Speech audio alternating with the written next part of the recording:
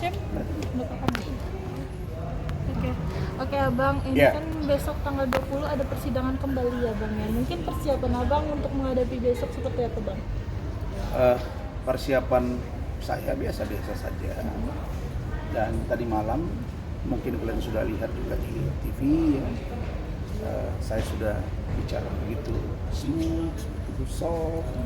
Dan sejatinya memang saya itu bisa berbicara dalam keadaan lembut, setengah keras, sangat keras.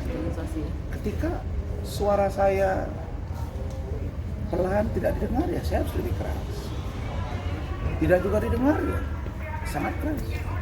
Dan sekarang sudah didengar oleh semua senteo, bahkan Jerman, UK, Malaysia, Kuala Lumpur, Melaka, Singapura, Brunei itu sudah atensi. Artinya masyarakat luar negeri sendiri. Kalau warga negara Indonesia dari Hong Kong, dari Taiwan banyak. Artinya memang ini kasus yang sangat remeh-temeh.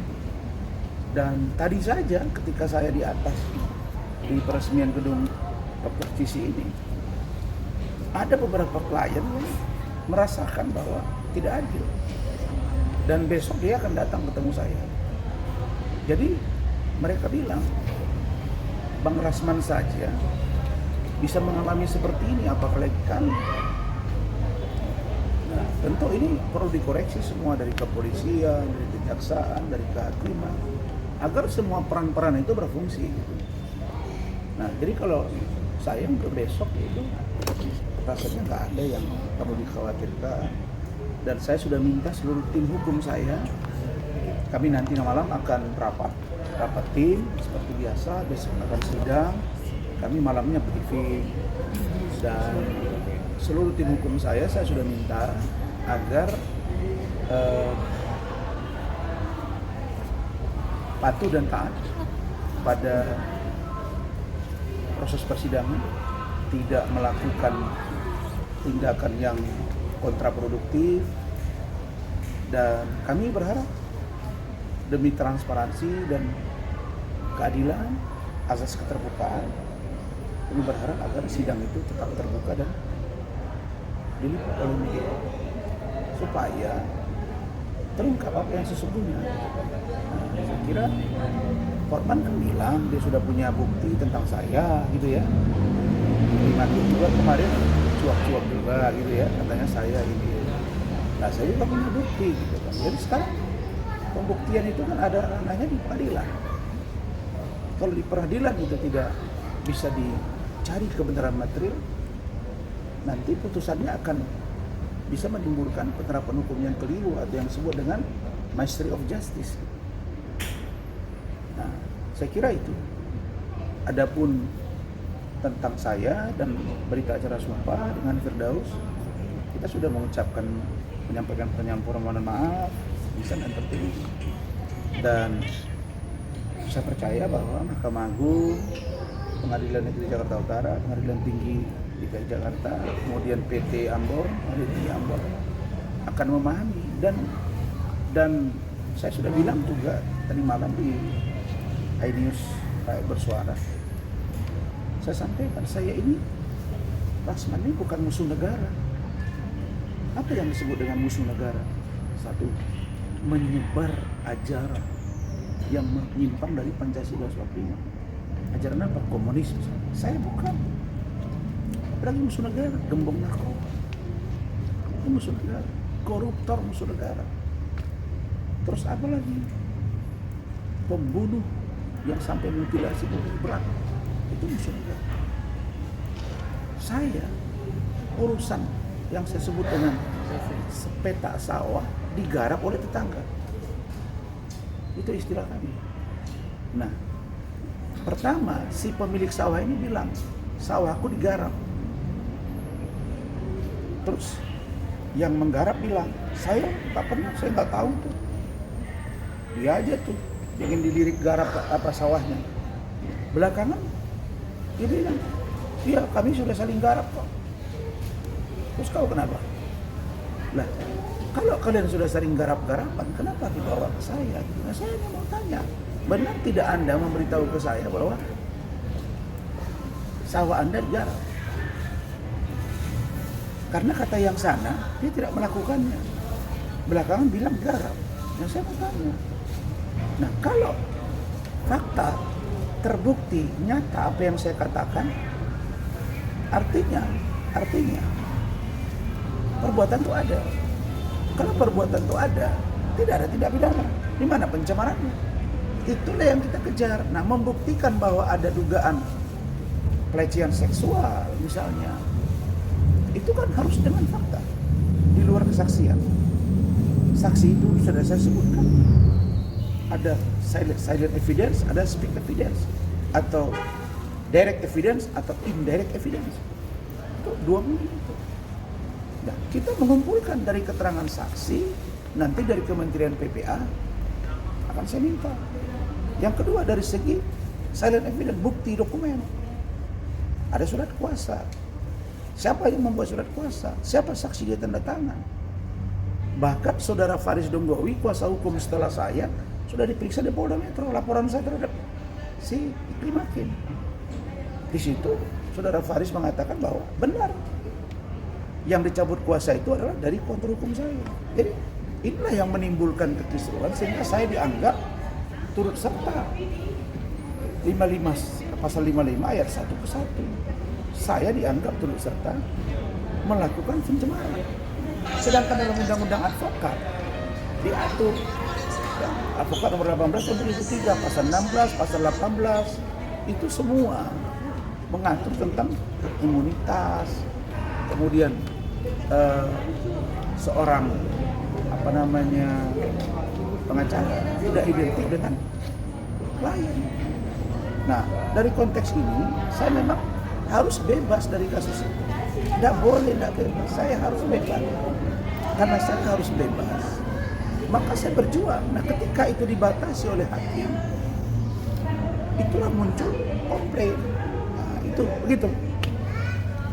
Tapi mungkin besok yang abang persiapkan ada bukti-bukti tambahan nggak sih bang nantinya? Ada bukti tambahan kami, sudah cukup, dan yang tidak bisa dibantah oleh si Hotman itu keterangan dia, BAP kelima juga, BAP saya itu akan didalami, akan dicek kebenarannya, dan pertanyaan besarnya adalah apakah benar ada dugaan pelecehan? Pelecehan ada dua, verbal non verbal. Di posisi Iklim Hakim, informasi yang disampaikan ke saya, begitu juga dengan Kementerian PPA, itu ada dugaan pelecehan verbal non verbal. Makanya bukti-bukti kami cukup kuat. Kami tinggal merumuskan siapa bertanya apa, siapa yang berbicara apa, itu sudah diatur. Nah, nanti malam kami akan rapat tim hukum itu lebih kurang 20 orang yang ada di Jakarta. Kita akan rumuskan dan besok persidangan itu akan berjalan baik, akan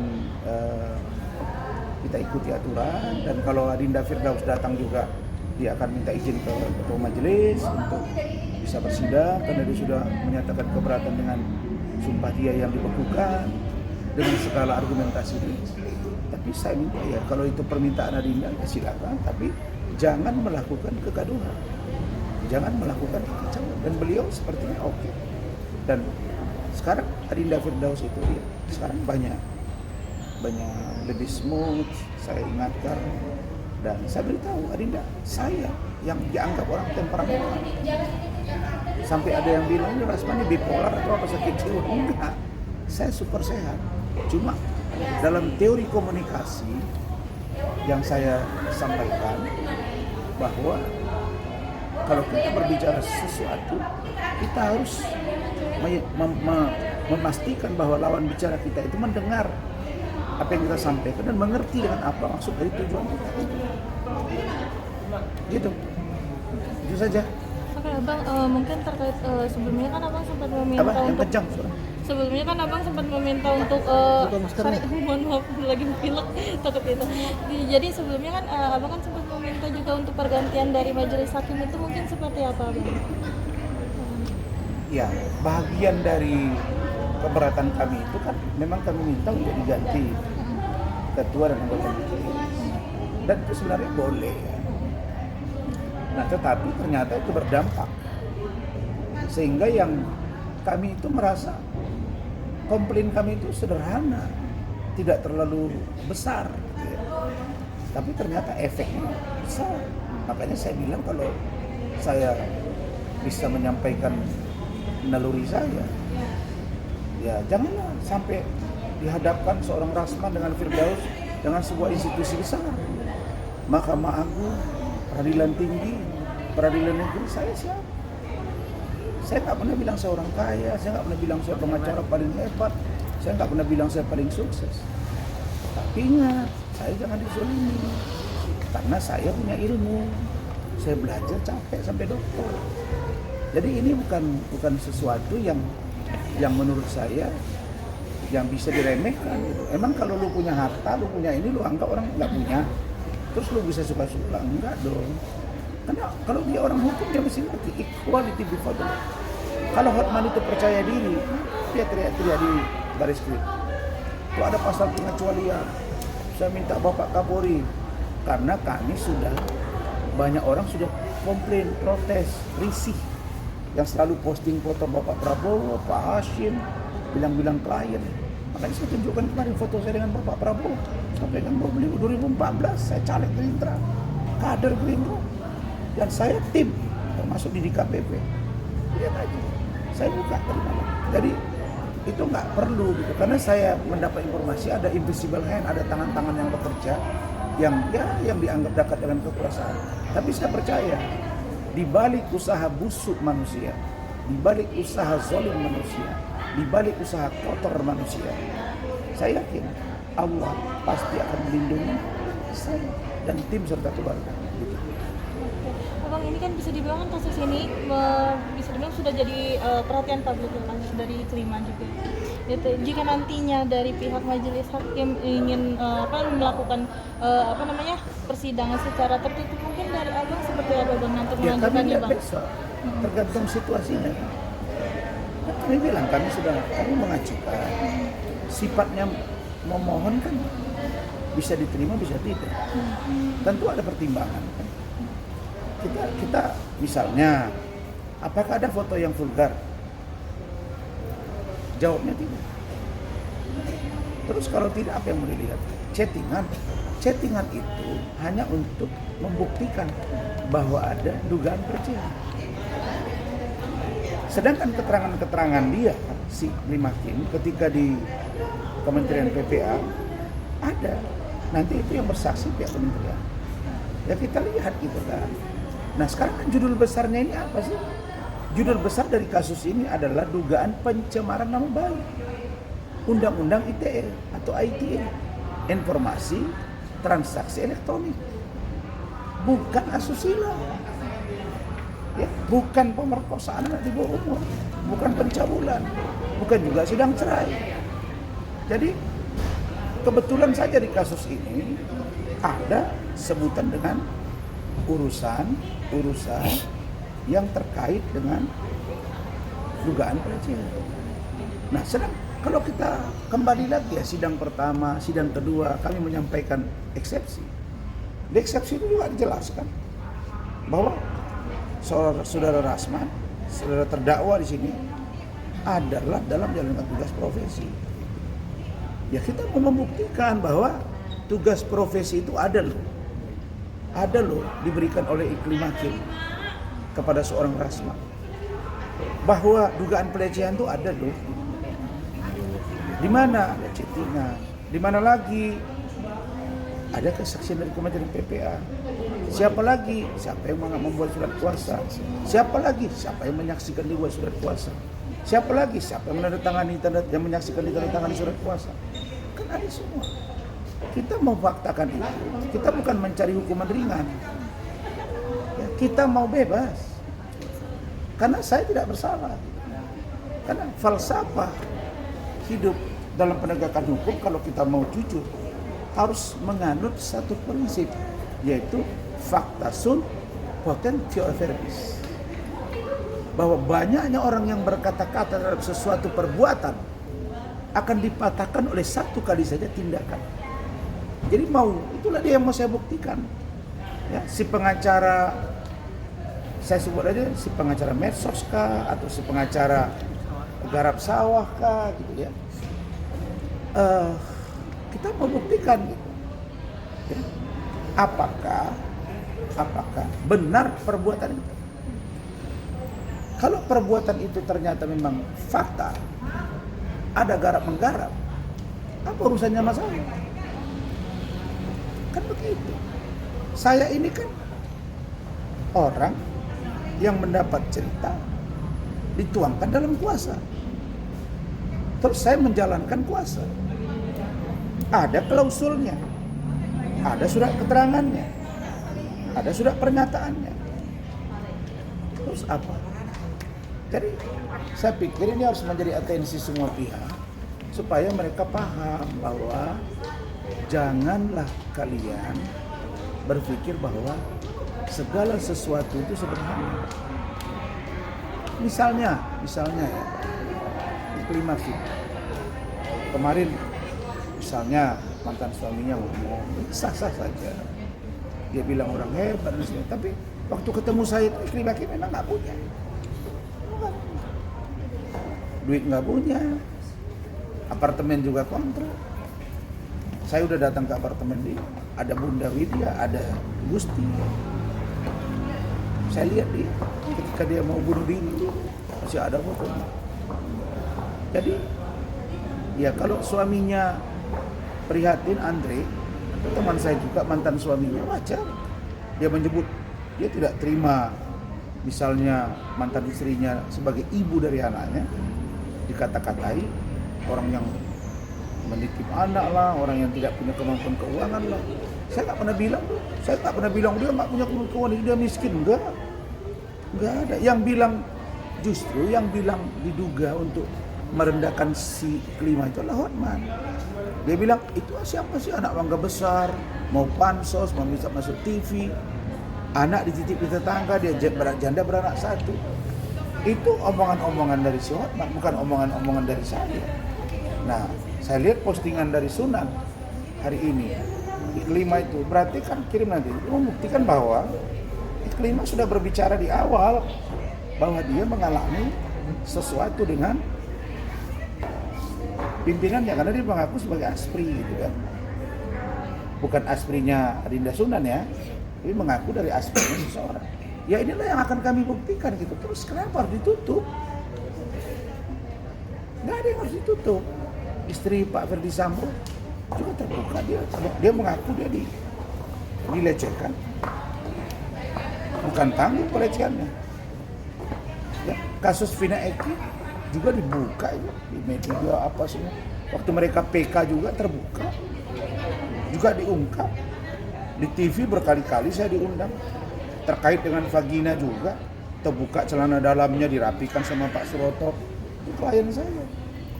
Apa yang dipersoalkan? Gak ada video porno, gak ada foto telanjang, gak ada. Saya pastiin gak ada. Makanya rakyat Indonesia mengawal kasus ini, begitu juga dengan laporan di Mabes Polri.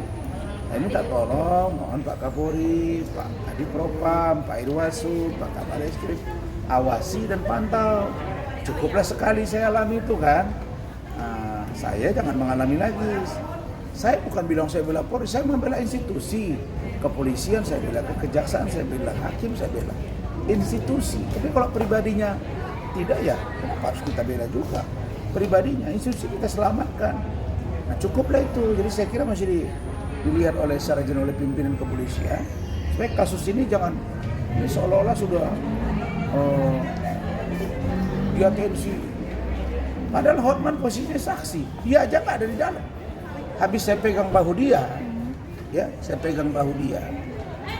kemudian dia pergi kan.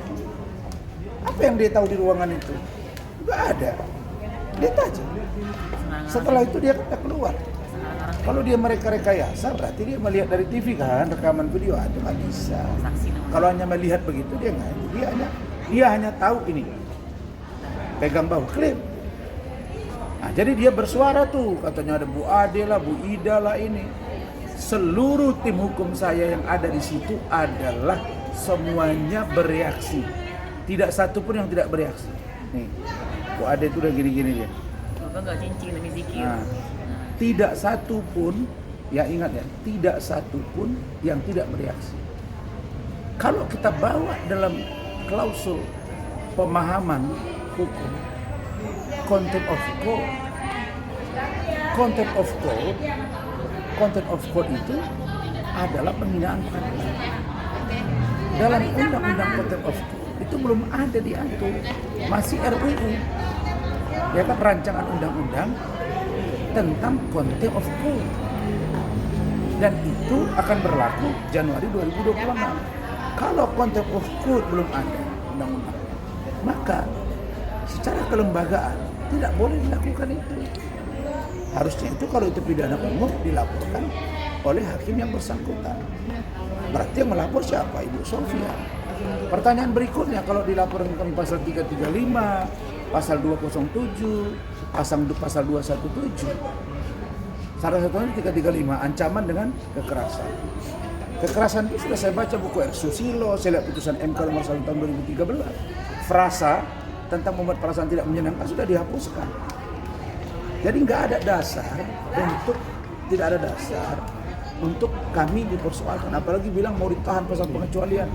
Saya bilang ini orang kebanyakan nik sehingga dia tidak paham hukum. Nah, katanya dia orang dari luar pengaruh gitu. Gitu aja. Oke. Cukup. Bang, izin bang buat yang Fadil bang. Dari